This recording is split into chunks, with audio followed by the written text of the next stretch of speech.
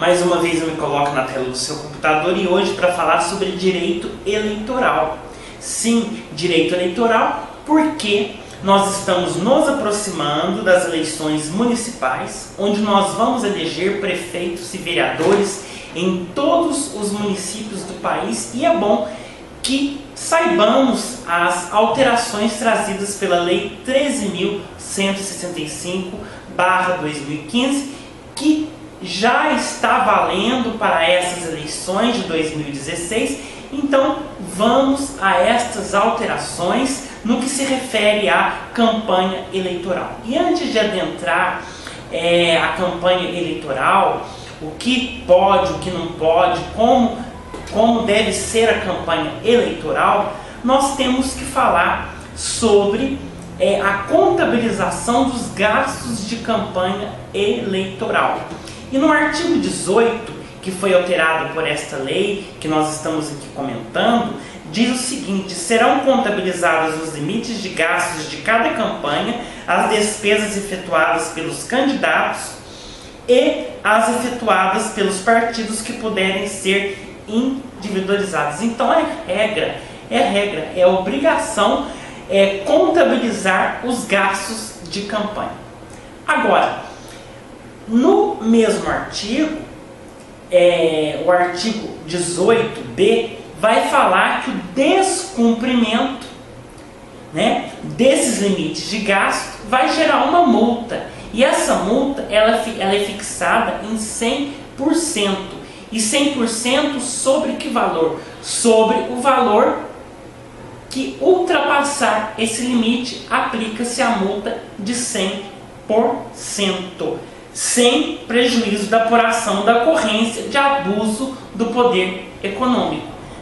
O Ministério Público, como fiscal da ordem democrática, como fiscal da ordem jurídica, o Ministério Público, nas suas funções, nas suas atribuições eleitorais, ele vai aí fiscalizar juntamente com o Poder Judiciário Eleitoral, juntamente com o juiz eleitoral, se há ou não abuso do poder econômico nessa ultrapassagem destes gastos com a campanha eleitoral. Então, é uma das coisas que alterou. A segunda coisa que temos que falar é sobre as doações para a campanha eleitoral. Nós sabemos que antes dessa alteração, as empresas poderiam aí fazer doações eleitorais. Hoje já não pode.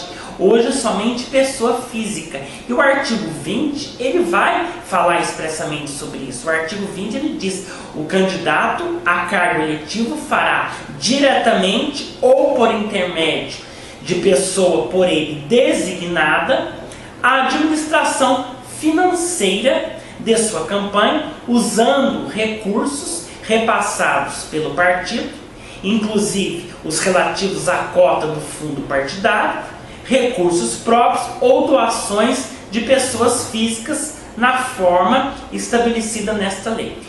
Então, da onde poderá vir, então, para este candidato o dinheiro para a sua campanha? Através do fundo partidário, através do próprio partido que repassa para esse candidato uma verba, e através da economia própria desse candidato, e através de pessoas físicas. Então, empresa acabou. Empresa não pode mais fazer doações para a propaganda eleitoral, para a campanha eleitoral de determinado candidato. Acabou. Gente, agora, quem faz a prestação de contas dos candidatos às eleições majoritárias, agora no nosso caso específico, para prefeito? Quem faz essa prestação de contas? Hoje é o próprio candidato que faz a prestação de contas ao juiz eleitoral. Antigamente, ele poderia usar um comitê aí financeiro para fazer a prestação de contas. Agora ele próprio faz a sua prestação de contas. E na eleição proporcional, na eleição, por exemplo, para vereador, é o próprio candidato. O próprio candidato hoje que deve também fazer a sua prestação de contas para a Justiça Eleitoral. Tá? Vai prestar contas dos gastos com a campanha. O próprio candidato faz, então, essa prestação de contas. Gente, agora vamos falar sobre a campanha eleitoral propriamente dita. Como dissemos no vídeo anterior, a campanha eleitoral, ela se inicia agora no dia 15 de agosto, que é a data limite para que os candidatos, os partidos e coligações registrem aí os seus candidatos. Os candidatos tenham aí o seu nome registrado na Justiça Eleitoral para aí concorrerem às eleições. Então, a partir do dia 15 de agosto, a campanha eleitoral começa aí, tá?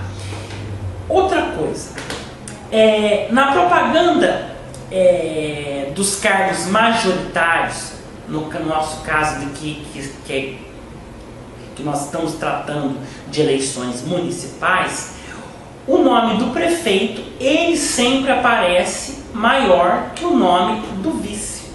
Antes, o nome do vice tinha uma limitação de 10% do tamanho do nome do cargo titular a prefeito. Hoje não.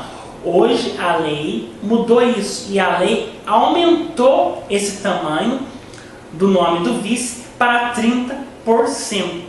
Então o tamanho mínimo é de 30% do nome do titular. Então aumentou-se o nome do vice. E eu creio que essa regra é justamente para que o eleitor saiba, né, em qual vice ele também está votando. Se você vota no titular, você está votando no vice, logicamente, para que, né, o eleitor saiba e conheça o seu vice, né? Porque se você vota no titular, você está votando também no vice. Se o prefeito for eleito, o seu vice, logicamente, também será eleito, tá? Então, o tamanho aí da letra do nome também aumentou 30%, né, do tamanho do nome do titular ao cargo majoritário. Outra coisa que nós temos que saber é que o artigo 36 da lei, ele veio regrar, sobre o que configura propaganda antecipada, o que não configura propaganda antecipada. O artigo 36 ele vai falar. O artigo 36A, especificamente, ele fala que não configuram propaganda eleitoral antecipada, desde que não envolva pedido explícito de voto, a menção à pretensa candidatura, a exaltação das qualidades pessoais dos pré-candidatos e os seguintes atos que poderão ter cobertura dos meios de comunicação social, inclusive via internet. E aí ele elenca vários atos, né, que podem ter cobertura da comunicação social, inclusive nas redes sociais e via internet. Então, é o seguinte, o que precisamos saber? Se o pré-candidato, antes do dia 15 de agosto, antes de ter o seu nome registrado como candidato, se ele não faz nas redes sociais pedido explícito de voto, apenas fazendo menção que ele é pré-candidato, isso não configura em hipótese alguma, se ele não pede voto, né? Em hipótese alguma, não configura propaganda eleitoral antecipada. E o que mais não configura propaganda eleitoral antecipada? a realização de prévias partidárias, né? A distribuição de material informativo, a divulgação de nome dos filiados não configura propaganda antecipada. E se você divulga, se o partido, a coligação divulga o nome da participação desses candidatos numa eventual disputa e realiza aí debates entre pré-candidatos, não é campanha antecipada. Não é campanha antecipada. A divulgação de posicionamento pessoal sobre questões políticas, também, que inclusive em redes sociais, não é propaganda antecipada. A realização às expensas do partido político de reuniões de iniciativa da sociedade civil, de veículos ou meio de comunicação ou do próprio partido em qualquer localidade para divulgar ideias, objetivos e propostas partidárias, não configura propaganda antecipada. Agora, o que nós precisamos saber que é proibido? É proibida a transmissão ao vivo por emissoras de rádio e de televisão das prévias partidárias, sem prejuízo da cobertura dos meios de comunicação social. Não pode, né? As emissoras de rádio e televisão, elas são proibidas de fazer prévias partidárias. Agora, o que precisamos saber também é que houve o fim daquelas propagandas de faixas, pintura de muros, em bens particulares. Acabou aquilo. Hoje o que é permitido é um simples adesivo ou papel de meio metro quadrado em imóveis particulares, com autorização, logicamente, do proprietário.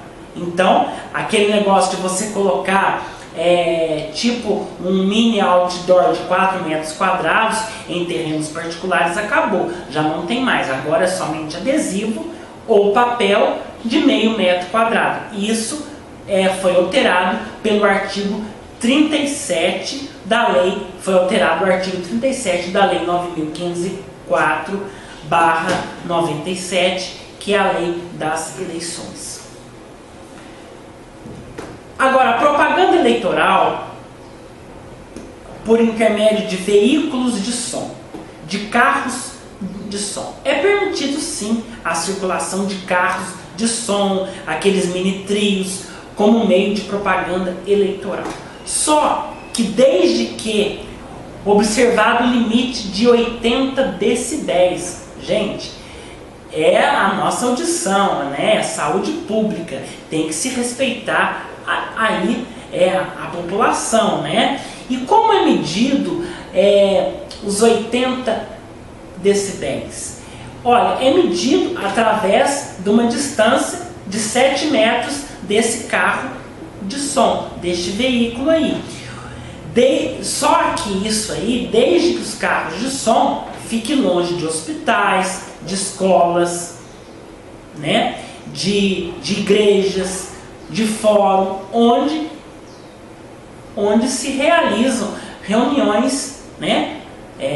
Públicas, audiências, né? Cultos religiosos, pessoas doentes em hospitais, eles não podem serem perturbados com esse som de campanha eleitoral, tá? Então, a lei, ela limita isso, ela regra isso, tá? Agora, qual que é o conceito de carro de som trazido pela lei? Carro de som é um veículo automotor que usa equipamento de som com potência nominal de amplificação de no máximo 10.000 watts, certo? 10.000 watts, certo? A lei, ela acrescentou o parágrafo 9º para ampliando o conceito de carro de som. E agora abrange também veículos não motorizados e também aqueles que são tracionados por animais. Agora, por que isso? Porque antes muitos burlavam a lei, dizendo que um som carregado transportado por um animal não era considerado carro de som. Então a lei veio mudar e olha o artigo.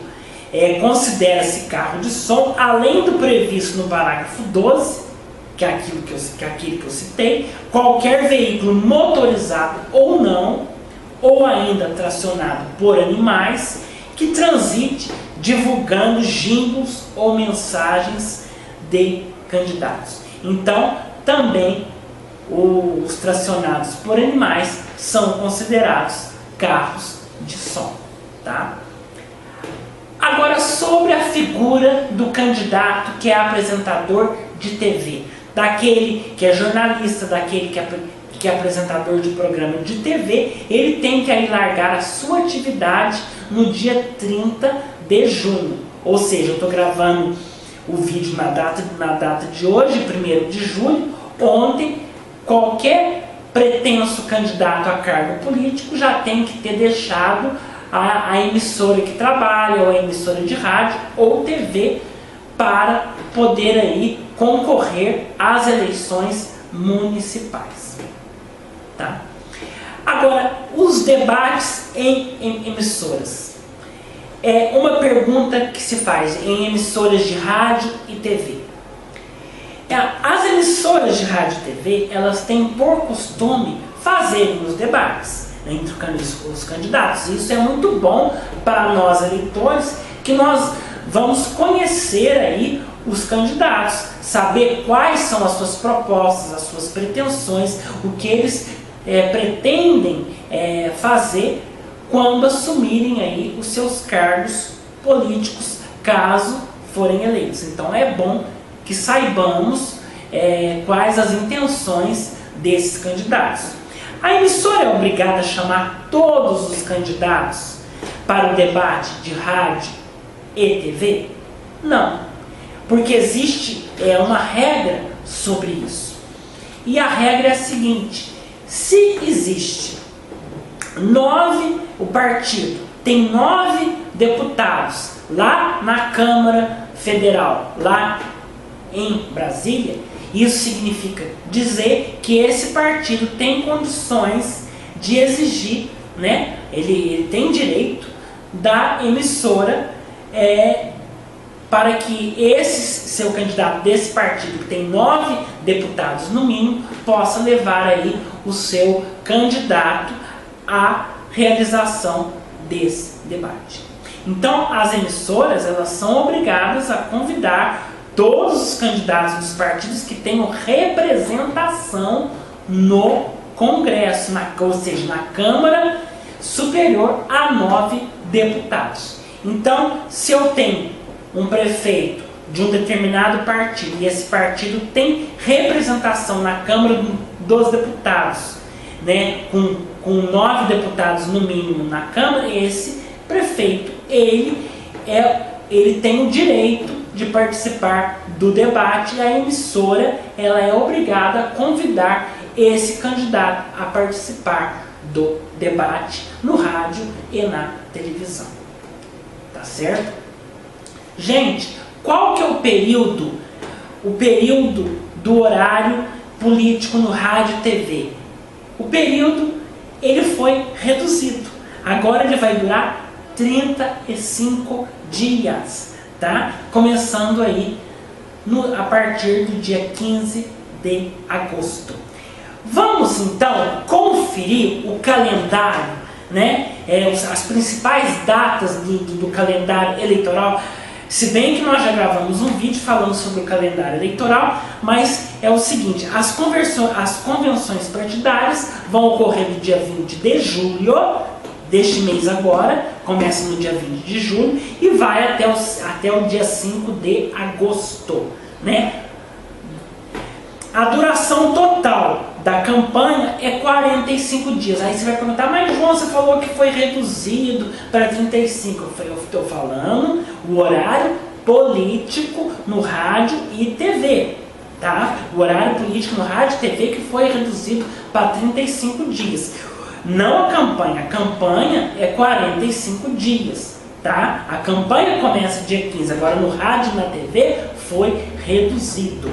A propaganda eleitoral, então, é a partir do dia 15 de agosto. Eu estou sempre rebatendo isso. Data limite para os candidatos, apresentadores e comentaristas saírem da TV ou rádio no dia 30 de junho. Já eram para ter saído ontem, é o último dia deles, entendeu? Deles estarem no rádio e TV. E a propaganda eleitoral no rádio e TV ocorre nos 35 dias anteriores à antevéspera das eleições. Então, fica aí o nosso comentário sobre campanha eleitoral, né?